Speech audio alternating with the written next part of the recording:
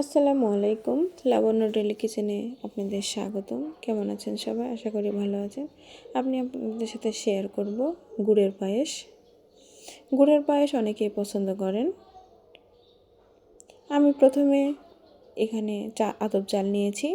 চালটাকে ভালোভাবে ধুয়ে নিয়েছি। এরপরে আমি আখের গুড় নিয়েছি, সোডা ছাড়া।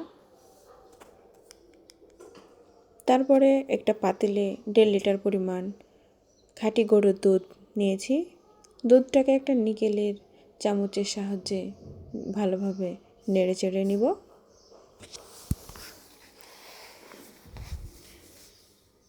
নেড়ে চেড়ে নেওয়ার পরে এর মধ্যে আমি দিয়ে দেব লবঙ্গ, দারুচিনি, তেজপাতা,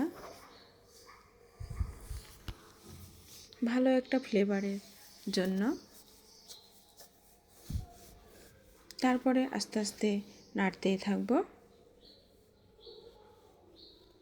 দুধটা গরম হয়ে আসলে এর মধ্যে আমি দিয়ে দেব আগে থেকে ধুয়ে রাখা চাল।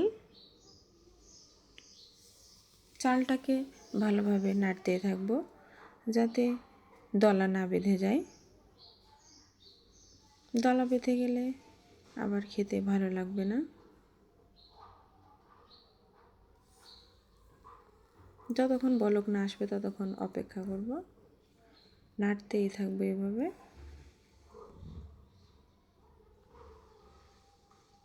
ভালোভাবে নেড়ে চেড়ে নিব। দেখুন চালটা সিদ্ধ হওয়ার কাছাকাছি।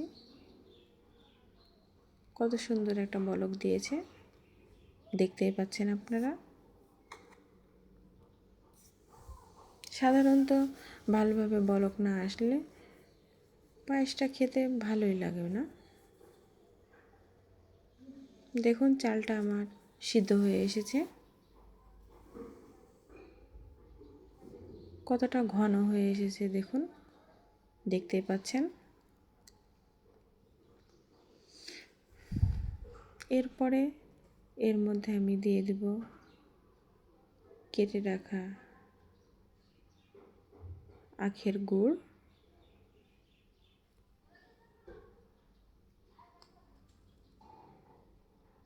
দেখুন গুড়টা দিয়ে দিয়েছি। তারপরে ভালোভাবে নেড়ে চেড়ে নিব। দেখুন কালারটা কত সুন্দর এসেছে, যাতে ভিতরে জমে থাকা গুড়টা গলে যায়। এই জন্যে ভালোভাবে নেড়ে চেড়ে নিতে হবে।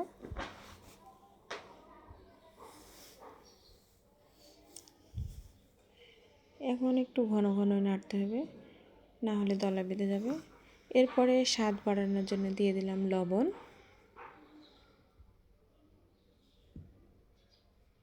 দেখুন পায়েসটা আমার হয়ে এসেছে,